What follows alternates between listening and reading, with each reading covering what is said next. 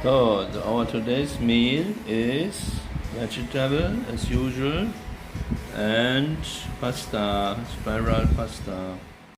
And additionally we have chicken breast already cut it into small pieces, so that comes in the pan to get fried. All the vegetable, the bell pepper, the radish, it's all nicely cutted and comes in this machine to get small. So the small stuff is all in the pan, and the other stuff comes now also in the pan and the pancit.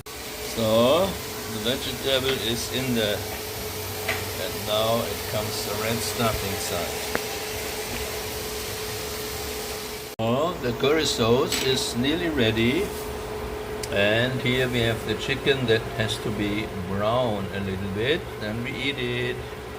15 minutes later the chicken is on the plate, also the pancit, the spiral and the curry sauce.